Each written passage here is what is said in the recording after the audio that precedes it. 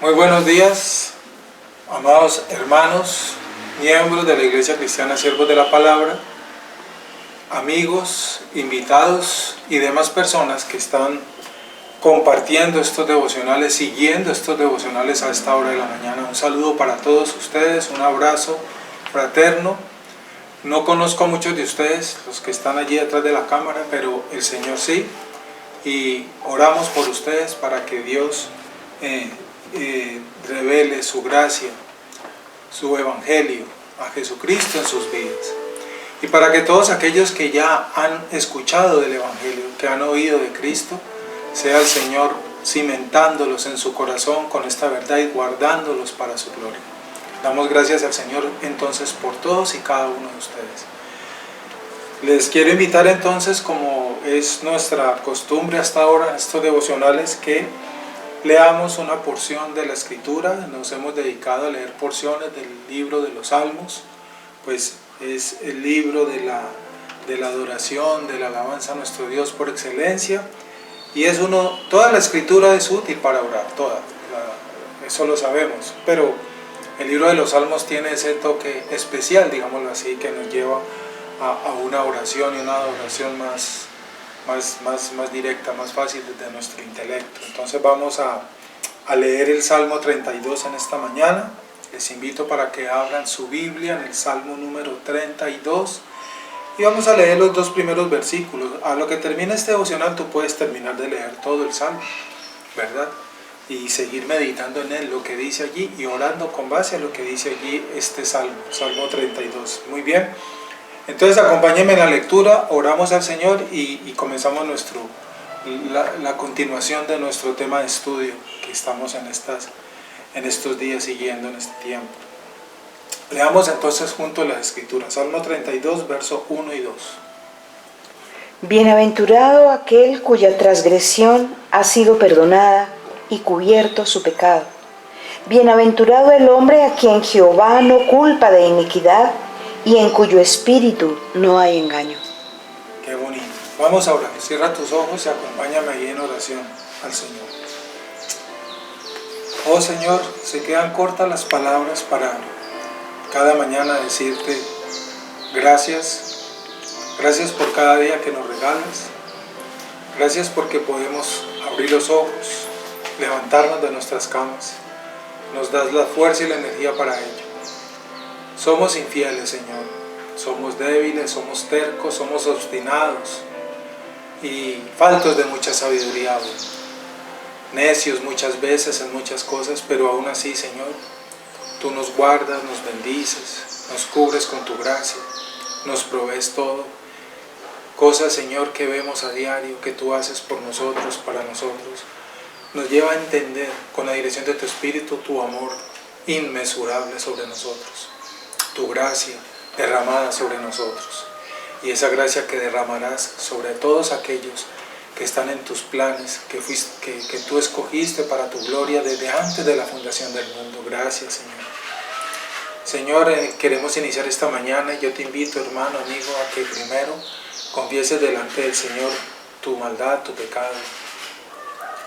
Pues aquel que diga que no ha pecado, ya lo hace a él mentiroso. Entonces, confesémosle al Señor ahí nuestros errores. Señor, tú conoces mi maldad, conoces mis pecados, mis debilidades, mis errores. Conoces, Señor, mi necedad, muchas veces para hablar y para hacer. Perdona, Señor, mi pecado, perdona nuestros pecados. Perdona esa necedad que confieso esta hora, Señor. Gracias, Padre, por Cristo Jesús, por derramar su sangre, porque por medio de su sangre mis pecados son lavados, pues la sangre de Cristo, como lo dijo él mismo, fue derramada para el perdón de los pecados de los hombres. Y eso es lo que confesamos en esta mañana, Señor, que conforme a tu voluntad, conforme a tu misericordia y conforme hemos hallado esa gracia delante de ti, nos laves con la sangre del Cordero, tu Hijo amado, de nuestros pecados, para hoy comenzar este día, Señor, limpios delante de ti. Y que podamos conservarnos así, Señor, por la guía y la llenura de tu Espíritu dirigiendo nuestra vida. Tú sabes, Señor, en qué cosas tal vez hoy vamos a fallar, vamos a cometer errores. Cúbrelas con con el poder de tu gracia que es mayor que nuestros pecados, como lo escribió el apóstol Pablo. Por eso leemos hoy en tu palabra, en este salmo que hemos leído: bienaventurado es aquel cuya transgresión ha sido perdonada y cubierto su pecado. Bienaventurado es aquel que ha sido perdonado por ti, que ha sido lavado con la sangre del Cordero, como nos lo indica tu palabra. Y este salmo nos lleva a entender esta verdad. Y eso oramos en esta mañana. El mundo y la cultura y la sociedad cree que bienaventurado es aquel que está en una buena posición sociocultural, que vive en un estrato 4, 5 y 6 y que si ha llegado a ese estrato es porque tú le amas. Cuán equivocado está el mundo y las filosofías del mundo. Pues bienaventurado no es aquel, ni bendecido solamente es aquel que está en una posición sociocultural alta. La Escritura nos dice que bienaventurado es aquel cuya transgresión, cuyos pecados han sido perdonados y cubierta toda su maldad. Ese es bienaventurado, sin importar en qué condición sociocultural se encuentre. Bienaventurado es aquel que ha sido escogido por ti para ser lleno de tu gracia y ser llevado del reino de las tinieblas a tu reino admirable en Cristo Jesús. Ese es bienaventurado. Gracias, Señor, por darnos a entender esta verdad. Bienaventurado el hombre a quien Jehová no culpa de iniquidad, dice este salmo. Bienaventurado es aquel que ya no recibe tu ira, Señor, que tú no derramaste ni vas a derramar su ira sobre él, porque Cristo la recibió en su lugar. Ese es bienaventurado, en cuyo espíritu no hay engaño. Ayúdanos, Señor, a dejar el engaño, el autoengaño. Señor, gracias por tu palabra y por tu verdad. En esta mañana queremos decirte, Señor, que dependemos de ti, continuamos dependiendo de ti, que nos ayudes, que nos guardes en tu verdad. Somos débiles y frágiles, Señor. ¿Qué sería de nosotros sin la llenura de tu Espíritu y la guía de tu Espíritu para conservarnos en ese camino de santidad, en ese camino que es Cristo Jesús? Sería imposible hacerlo. Gracias por enviar a tu Espíritu para que Él sea nuestro consolador, nuestro guía, para que Él sea nuestro maestro, para que Él sea el que nos convenza constantemente de nuestro pecado, el que el Espíritu convence de pecado y nos lleva a esa confesión delante de ti. Gracias, mi Señor.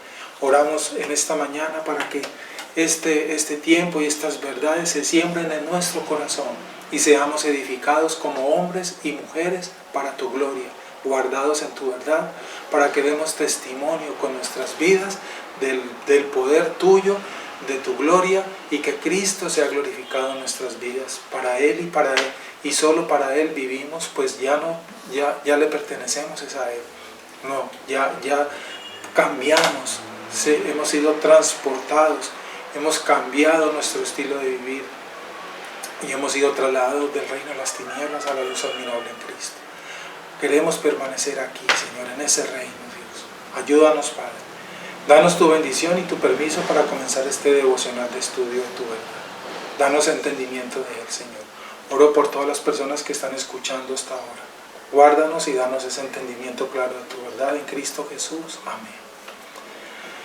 Vamos a continuar entonces, hermanos, estudiando el tema de la oración y el tema general, que si puede la oración cambiar las cosas.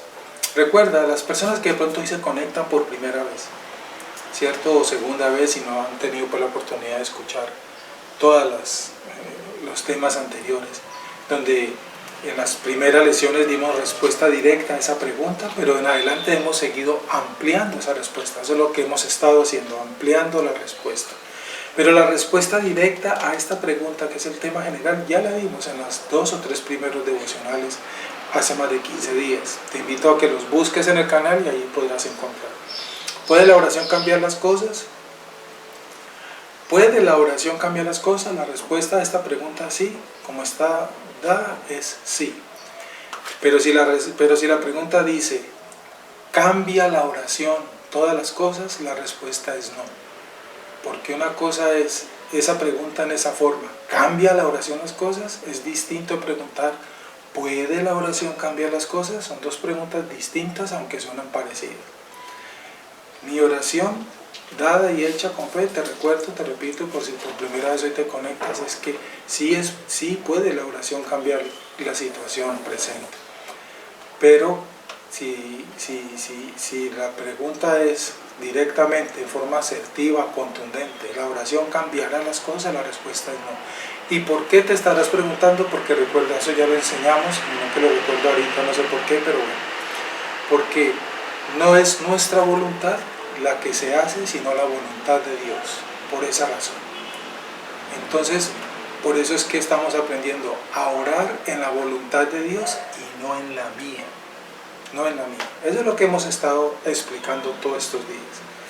La voluntad de Dios es la que se hace en el universo y no la voluntad de ningún hombre. Por lo tanto, por eso es que estamos explicando la diferencia entre esas dos formas de pregunta y la respuesta conforme a la Biblia. Muy bien, vamos a continuar meditando en esa oración del Padre Nuestro que dio Cristo como ejemplo y modelo de oración. Y vamos en la parte donde el Señor dice, ya habíamos explicado los días anteriores, y perdona nuestras deudas como también nosotros perdonamos a nuestros ofensores.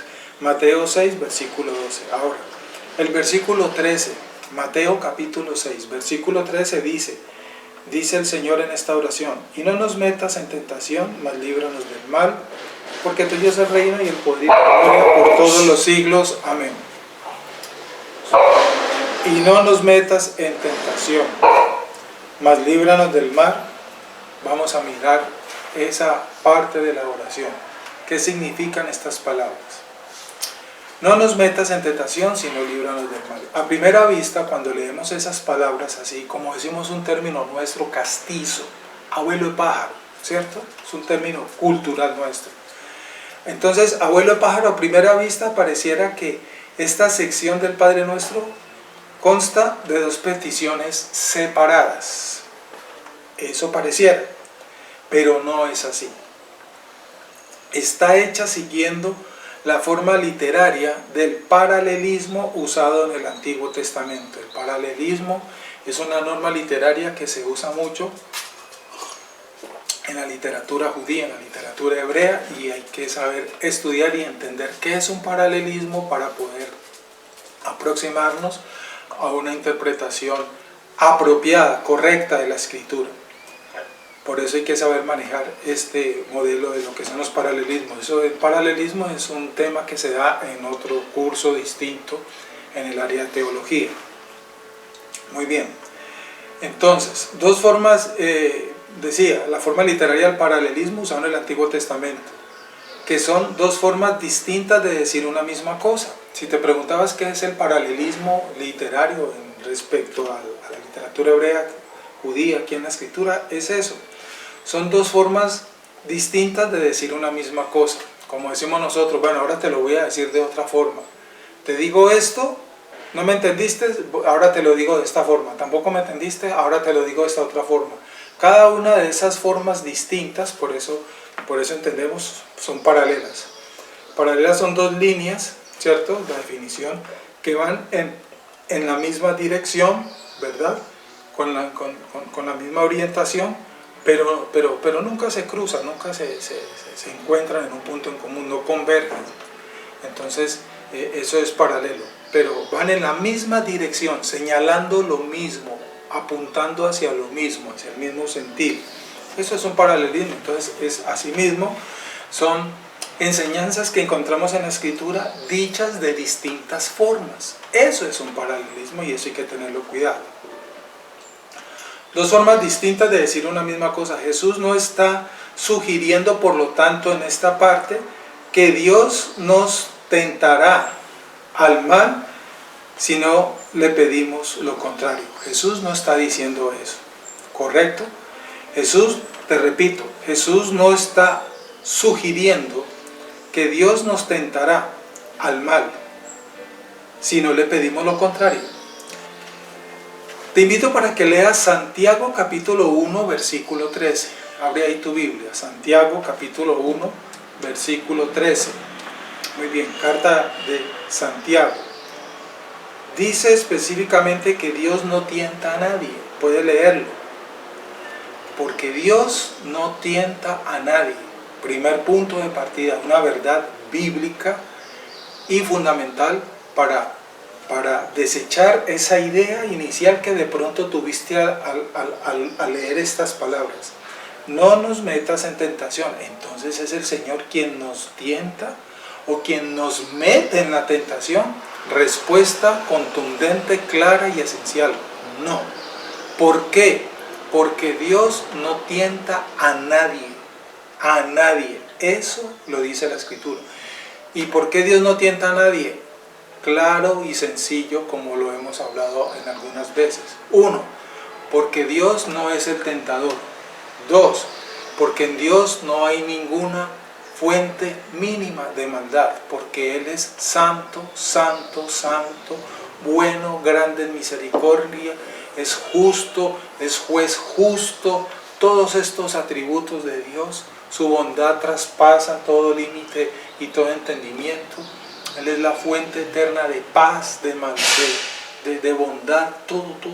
Entonces, por tal motivo, no hay ni la más mínima seña de maldad en Dios, porque dejaría de ser Dios, el Dios de la Biblia, el Dios que creó el universo. Por lo tanto, Él no tienta a nadie.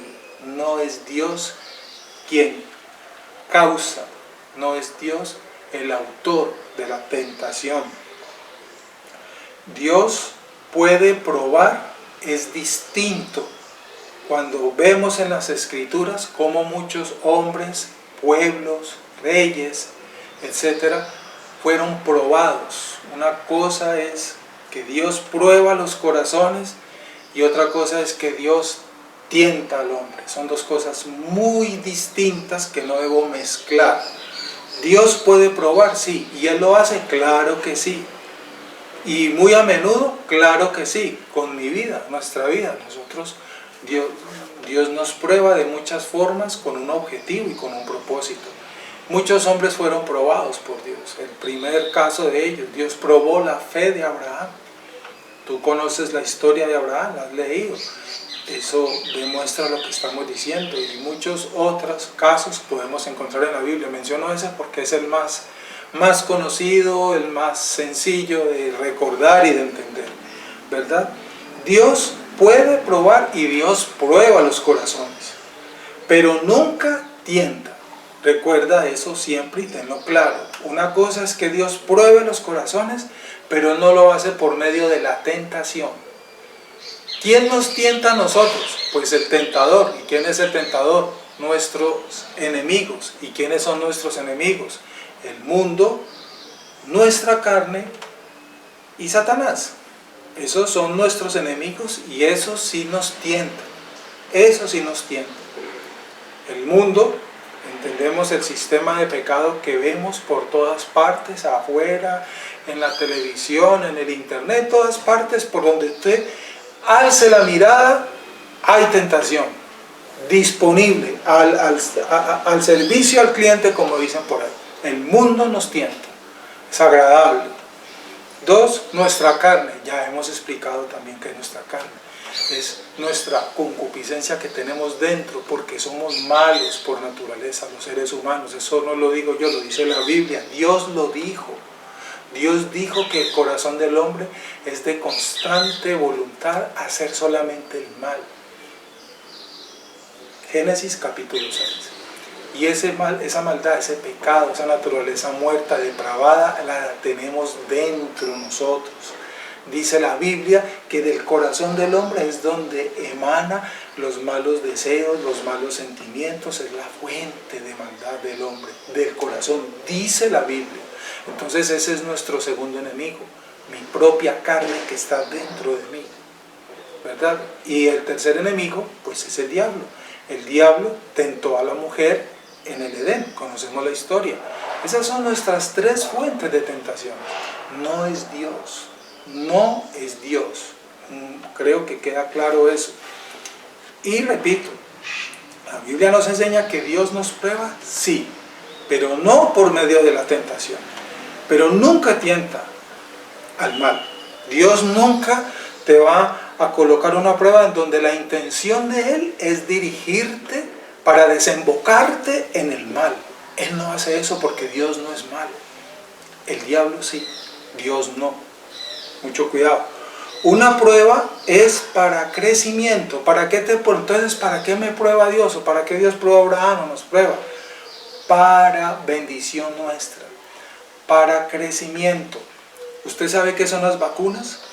Las vacunas que le colocan, que colocamos a los seres vivos, porque las vacunas no solamente son para los hombres. Entendemos que hay vacunas, perdón, para los animales. A los perritos cuando nacen llevan un proceso de vacuna, igual que un bebé cuando nace, un proceso de vacunación. ¿Y qué son las vacunas? Pues las vacunas son las mismas enfermedades, son virus. Virus en estado latente que se introducen en el cuerpo para que el cuerpo mismo, cuando llega ese virus en estado latente, ¿cierto?, lo ataca y aprenda a defenderse. Cree, término biológico, médico, crear los anticuerpos que van a destruir ese virus que entra al cuerpo provocando enfermedades. Esas son las vacunas, son las mismas enfermedades pero en estado latente y son necesarias, y es la única forma de que el cuerpo aprenda a defenderse en el desarrollo de la vida. Y repito, es de cualquier ser vivo, se vacunan todos los animales y los seres humanos. Pues las pruebas que Dios nos envía, ¿verdad? Él nos las envía, ¿cierto? Él las utiliza para crecimiento nuestro, para madurez, para que aprendamos. Hay un término nuestro muy castizo, cuando uno se cae, se raspa, se levanta, vio dónde estaba el hueco, y como le costó un raspón y un dolor y quién sabe qué más cosas, entonces ya uno sabe dónde está el hueco y no se vuelve a meter por allí para no caer en ese hueco. ¿Sí? Para que entendamos de esta forma, como dije hace un comienzo, diciéndolo de otra forma. Una prueba que venga de parte de Dios para nosotros es con el propósito de ayudarnos, fomentar el crecimiento nuestro, que todos debemos crecer. ¿Cómo aprende el niño a caminar? Pues caminando, ¿verdad? Primero gatea y después camina. Y en ese gateo, muy seguramente, se raspó, se cayó, se peló los labios, bueno, quién sabe cuántas cosas más. Y cuando está aprendiendo a caminar, que da sus primeros pasitos, los papás andan detrás de él porque cada rato se mantiene en el piso raspándose. ¿Y qué hace el papá? Sanarle las heridas, pero el niño aprende a caminar después de tantos raspones. Crecemos después de tantas pruebas, maduramos después de tantas pruebas y tropezones. Lastimosamente así somos los seres humanos, y aprendemos es por medio del dolor, no hay otra forma. Me gusta una frase que se la escuché, creo que fue al pastor Sugel Michelet, no recuerdo exactamente, pido perdón si lo estoy involucrando en algo que no me dijo porque no recuerdo, me parece que fue él.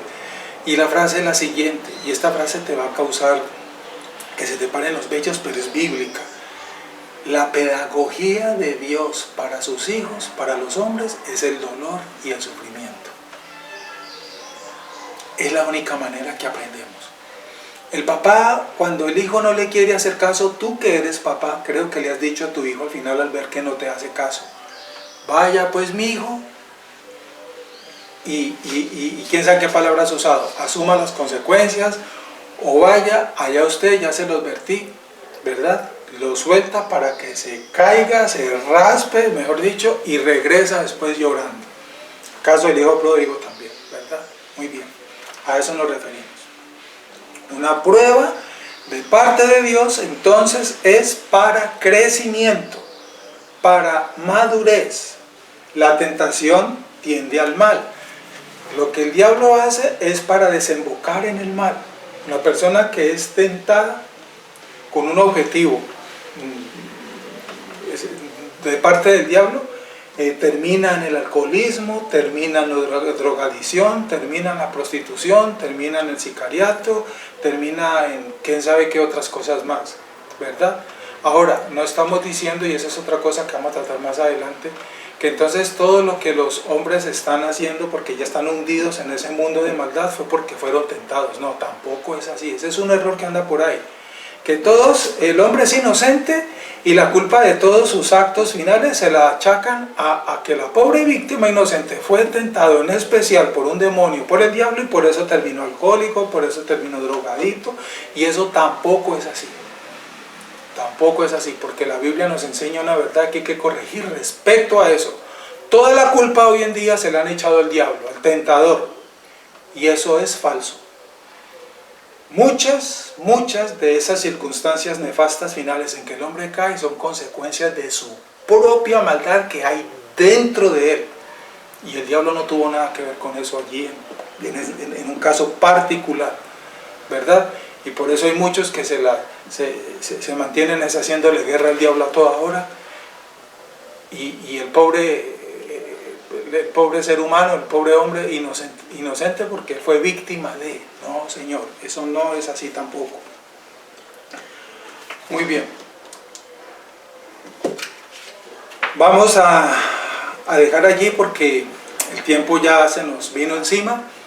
Mañana continuamos con este tema. Yo sé que hoy se mencionaron algunas cosas que te dejaron pensando, porque es que hemos escuchado muchas hipótesis al respecto, y que están lamentablemente muchas de ellas fuera de la Biblia. Mañana continúo ampliando unos detalles de esto que he comentado en esta mañana, en este momento.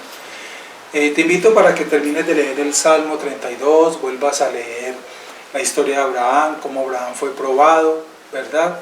Y lo que dice Santiago 1.13 respecto a nuestra carne, y el apóstol Santiago enseña el origen de la maldad, que es de nuestro propio corazón donde emanan los malos deseos, las malas intenciones, es del interior del hombre, ahí está la fuente de maldad. Medita en eso para que corrijamos muchas fábulas que hoy en día están siendo mal enseñadas por una mala interpretación de la Escritura. Vamos a orar entonces. Cierra tus ojos y encomendemos al Señor este resto de día. Padre, damos gracias por este tiempo que nos has permitido compartir, estos minutos tan grandes, Señor, en donde meditamos tu verdad para corregir muchas cosas que no son de acuerdo a la palabra. Llévanos, Señor, en esa comprensión correcta de tu verdad, de tu palabra, Señor, guiados por tu Santo Espíritu, Señor, para que podamos poner por obra lo que la palabra nos enseña, nos traza, nos muestra, para que Cristo sea glorificado en nuestra forma de vivir. Ayúdanos, Señor, a vencer nuestra carne, que es nuestro principal enemigo. Guárdanos de las tentaciones de nuestro enemigo, Señor, porque nosotros somos débiles y podemos caer fácil en tentación. Muchas veces hemos caído fácil en tentación y hemos pecado contra ti y contra el prójimo, Señor. Cubre, Señor, por favor, nuestros pecados, nuestra maldad con el abundante poder de tu gracia, que es mayor que nuestra maldad. Tu gracia y tu poder es mayor que aquel que está en el mundo, Señor. Ayúdanos, Señor, a soportar las pruebas también, como lo hemos visto en esta mañana, porque estamos meditando y estamos entendiendo que las pruebas que vivimos muchas veces, Señor, constantemente tal vez, son para bendición nuestra, para crecer, para madurar, para que seamos hombres y mujeres conforme a la verdad, fortalecidos en el Espíritu, llenos de ese poder que nos da tu Espíritu para vivir en tu reino, para mantenernos en tu camino, soportando, aguantando, porque tú estás con nosotros, Señor. Gracias por mostrarnos esta verdad y te pedimos que la podamos entender de una manera correcta, Señor. Encomiendo en tus manos este resto de día a cada uno de mis hermanos y amigos que nos escuchan. Guárdanos, Señor, para tu gloria. Danos, Señor, hoy la provisión, pues dependemos de ti, la protección y el cuidado, Señor. Líbranos del mal y del peligro, Padre. Dependemos de tu cuidado, Señor, porque somos débiles y somos aún muy necios, Señor. Acompáñanos, Señor, y que tu palabra se siembre en nuestro corazón para que dé ese fruto para tu gloria. Pedimos tu bendición y tu permiso para terminar este tiempo, Señor. Danos tu bendición, la bendición del Padre, del Hijo y del Espíritu Santo esté con nosotros. Damos gracias a nuestro Señor. Amén. Muy bien, muchas gracias. Les deseo un día muy bonito en el nombre de nuestro Señor Jesucristo. Hasta mañana.